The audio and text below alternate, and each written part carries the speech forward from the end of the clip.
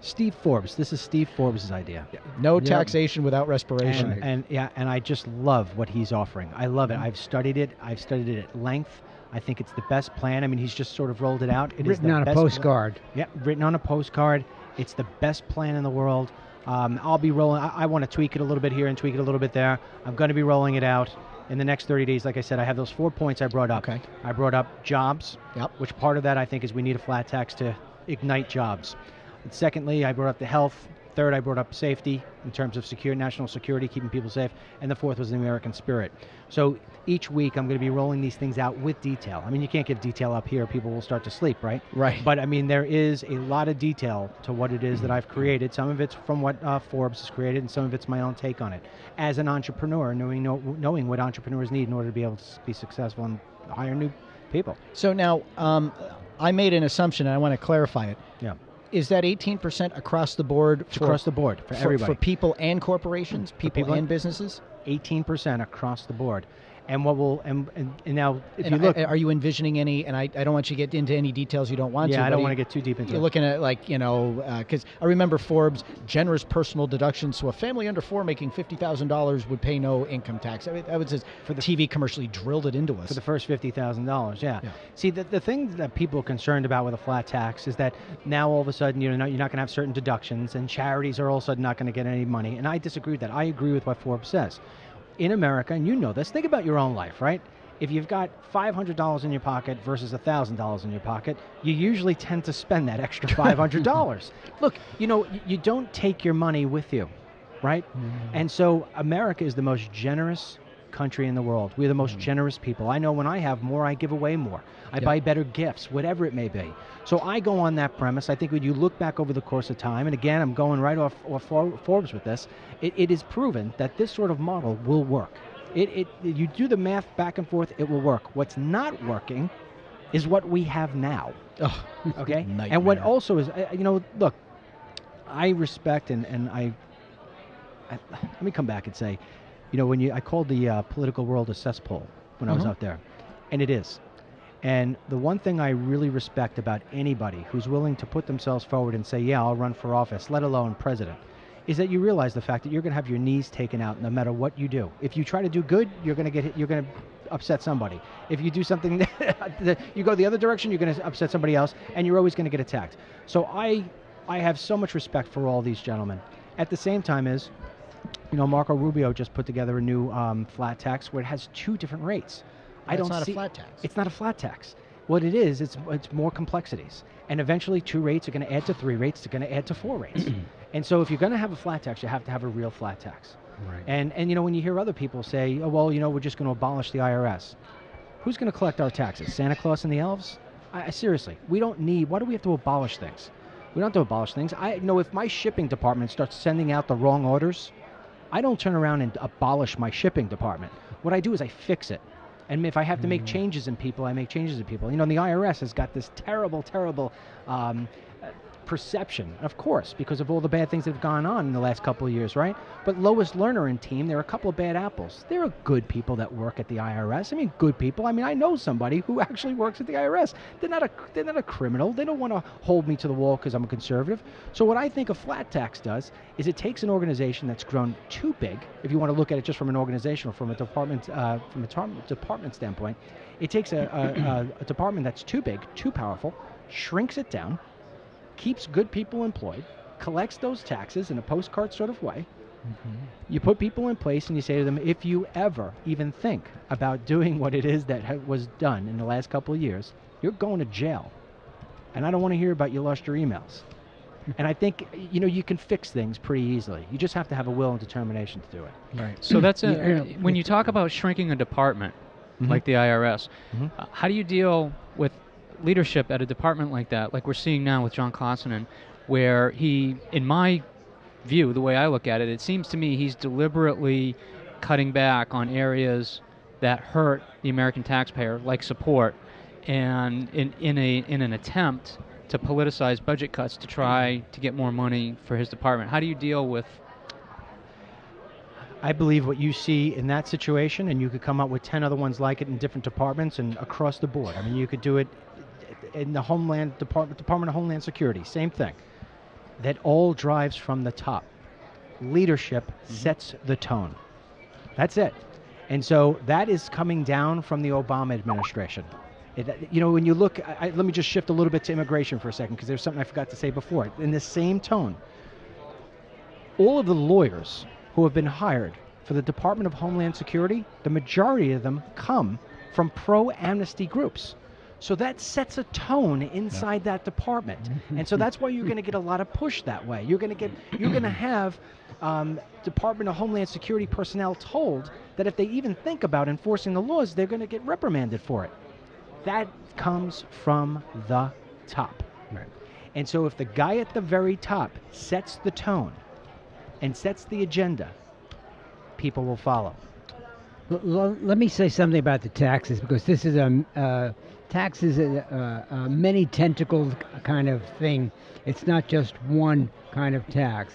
The thing that has troubled me for about the last 40 years is the losing of our manufacturing base, which I think has been critical to a lot of the problems that you have described. Yes. And certainly one of them is jobs.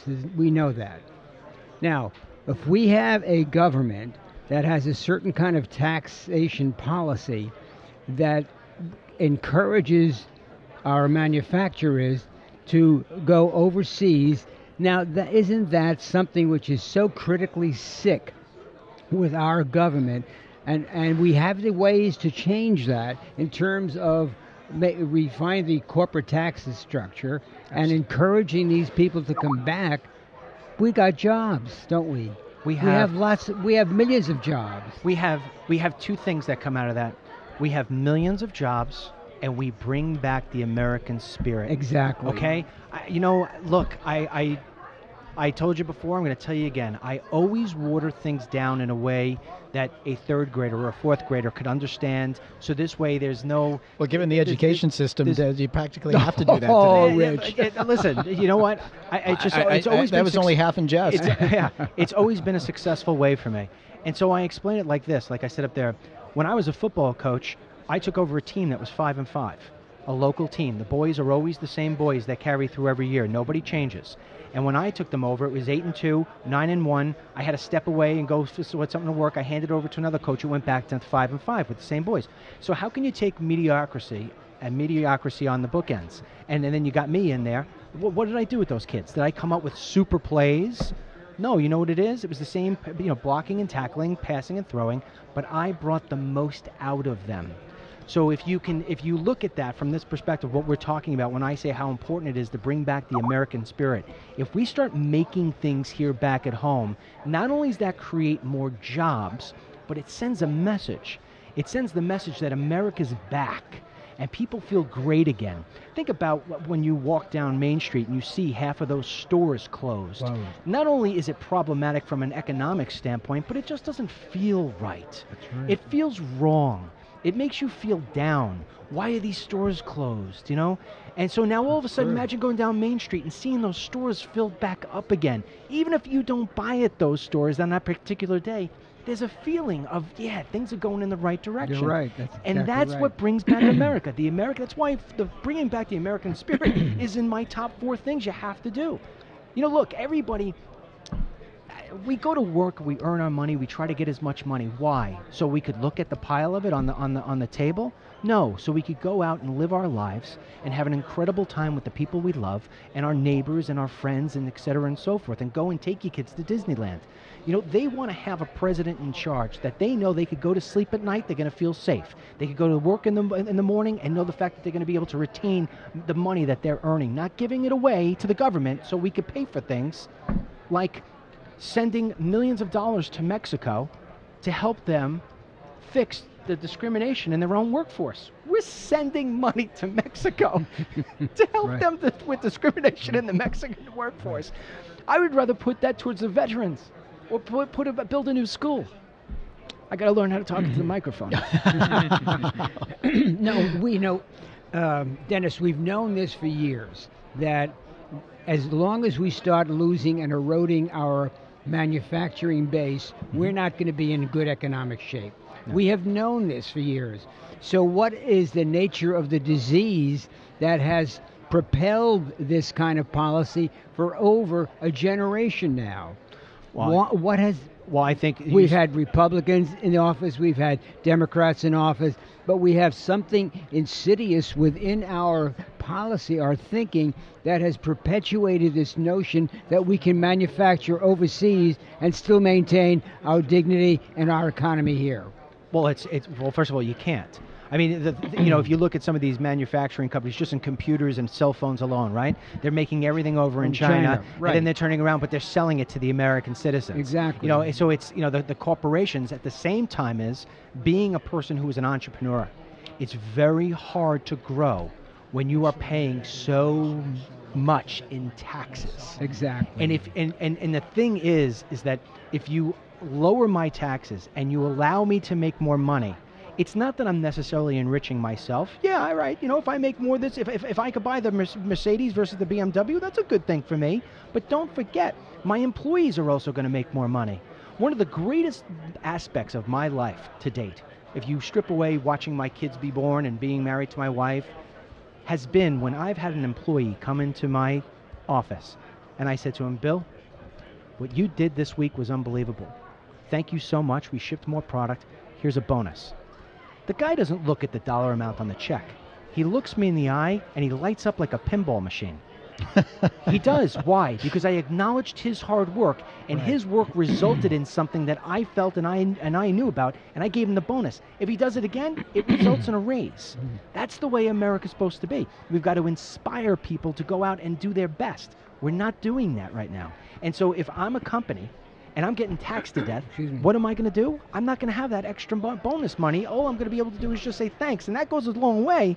But the money also goes a long way as well with people. Do you follow? Yeah, sure. And I want to jump in on this for just a second, too, because, assuming that Hillary Clinton is the nominee of the Democratic Party, you're going to hear about... Boy, you're really going out on a limb on that one. I know. You're Although a brave I got to tell you, man.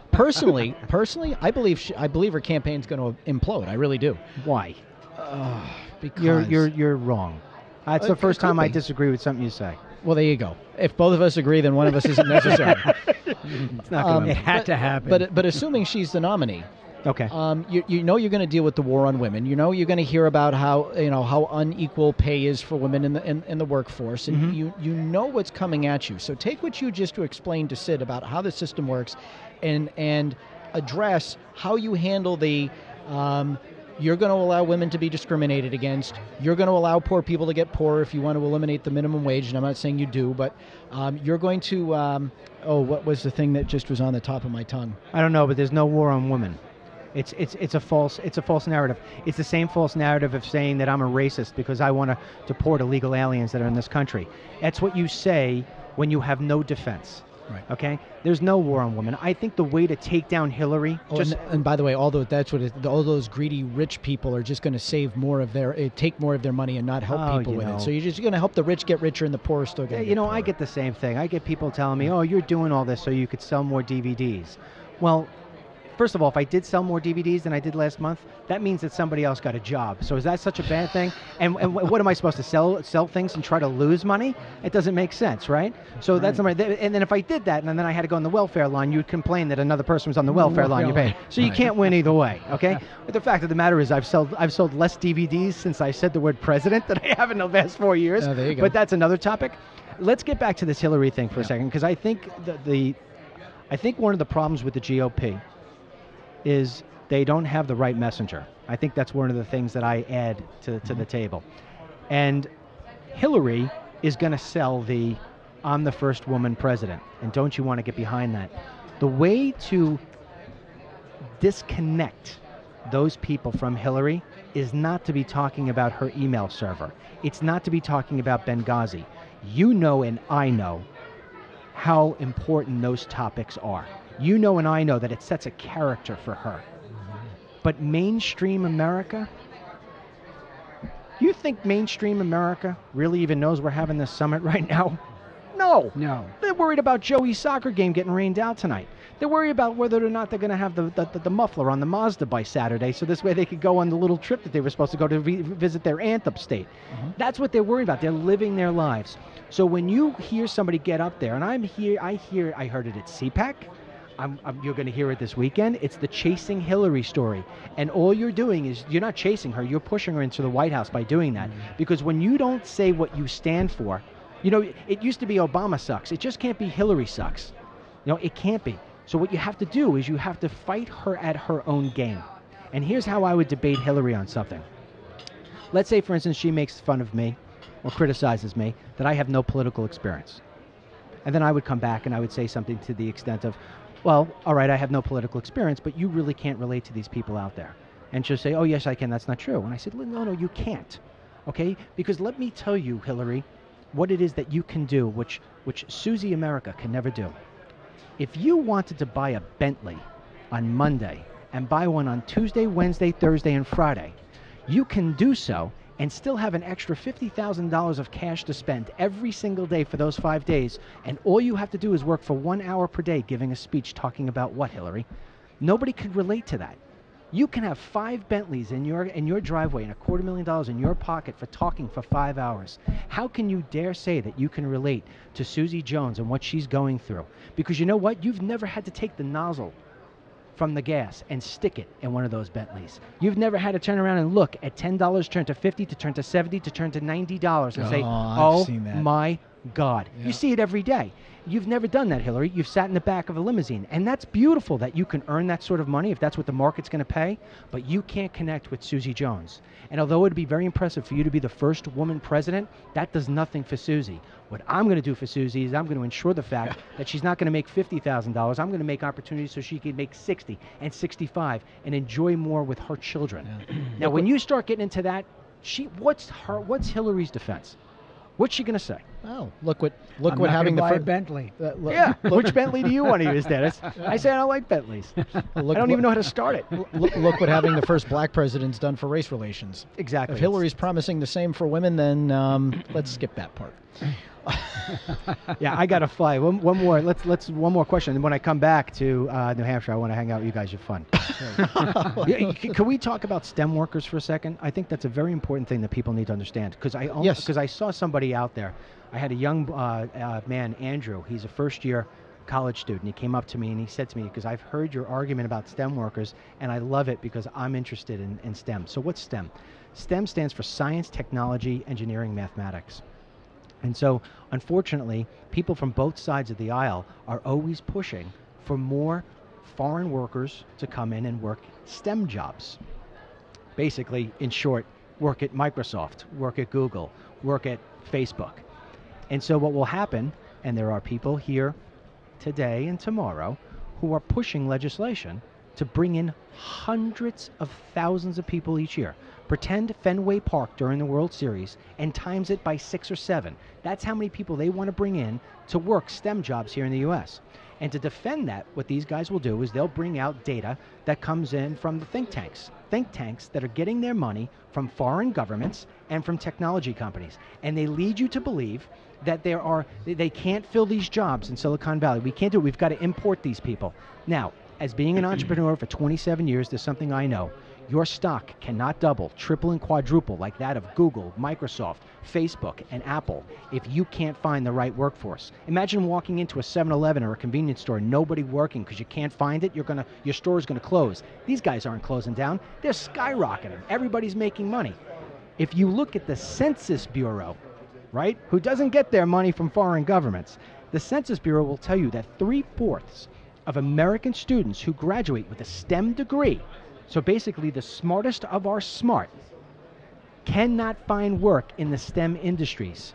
These people are working at sneaker stores with $200,000 worth of college debt.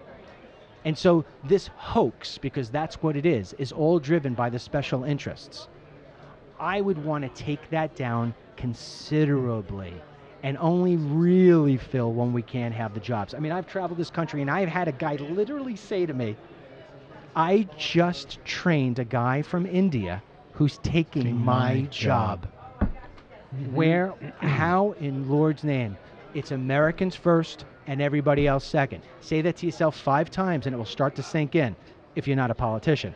Okay? All right? That's what it is. So what I want to do is I want to take Andrew, who I met out there, and I want to make sure that when he comes out of school, he's got himself a job. And the reason why they don't want Andrew is because Andrew knows when he starts knocking the ball over the fence for Microsoft, he could then start interviewing with Apple. And then he could go back to Microsoft and says, listen, if you don't give me a raise, I'm going in Apple. If they bring in the foreign worker, the company's got the visas. They've got handcuffs on them. Handcuffs. Exactly. Well, so and that person... let's not forget the number one reason why Go ahead. is because the starting salaries for those two people are dramatically different. Yes. Yeah, that and the handcuffs. The foreign workers are happy to work for $30,000 a year. Absolutely. So it drives down the wages, and it keeps people out of work. And you know and I know, when that immigrant comes into Mr. Microsoft and says, I've been knocking the ball off, over the fence for you. I'm going to I'm going over to the other company. They're going to say, no, you got two choices. Go back to your desk or go back to India. Mm-hmm. We have a lot there. There's a lot of evidence to support your position. And one of them is the Economic Policy Institute, a guy by the name of Richard Rothstein, who's done a lot of work in this that has demonstrated quite clearly that your position is the position that is accurate in the United States today. Yeah, I'll give you another one. And there are other. He's just one. So when you say it's a hoax, you know exactly where you were at. The it's proof true. behind the hoax, if you don't believe the numbers of the Census Bureau and you can't get yourself around It's that, true. look at the stock price. That doesn't lie. I mean, I had to take my kid to the emergency room, unfortunately, a couple of weeks ago, and I was there as a nice blonde girl came in, and I say blonde girl because she was telling the other girl next to her how she just dyed her hair. She's really a brunette. So going back and forth, and my son and I are laughing, And so anyway, she's like, I'm the person, I'm the blonde who has to come up and give you the forms, the medical forms. And I started making fun of Obamacare, and she said, with not knowing who I was, she says, I really want to be a nurse. She goes, but I can't get into nursing school. And I knew why. And I said, why? And she says, because they're giving all the slots away to people from overseas and bringing them in. Yeah. So the question, I was once asked this on Fox News. One of the commentators said to me, so bringing all these people overseas, does that really affect your son's chance of being a doctor? I said, of course it does. There's only a certain amount of spots in medical school. There's only a certain amount of spots every year. If they're all being taken by people overseas and we only got a couple for our kids, that's the other thing, too. I mean, look, this old chain connects. You could look back the dots, right? So what happens if you can't find a job in the medical field? If you can't find something in STEM, what you do is you tell your kid, well, don't go to school for that. You're not going to find a job for that. And then the kids sit back there. Or the other thing, you know how many contractors who now have lost their jobs because of illegal aliens have said, all right, you know what, I won't swing the hammer anymore. I'll go to school and learn how to code. I'll learn technology. Boy, this cell phone generation, this is the next hot thing. And then they come out of school and they say, wait a second, I can't get a job because they're giving it to all the immigrants they're bringing in. And so it just keeps on coming back to the same thing. If we start worrying about employing Americans first, things will start to get a whole lot better. Dennis, if people want to learn more about your campaign and your platform and the issues that we've had the opportunity to interview you on twice today and twice more on my show before and heard from you during your speech, where do they go? They could either go to Hillary.com and just read everything and think reverse, or they could go to DennisMichaelLynch.com and get it. DennisMichaelLynch.com. Right. He does stand up in the off hours. Thank you for coming back before you leave. We wish you well, and we hope to see you on the campaign trail. That's what we need in the White House, a good sense of humor. We certainly do. You know what? Honestly, we haven't had one since Reagan. There we go. Thanks a lot. Fact. Yeah. All right. Thanks so much. Dennis Michael Lynch, DML2016.com or DennisMichaelLynch.com. Once again, thank you very much. We're going to take a quick break for station identification. Then we're going to check in with what's happening in the big room.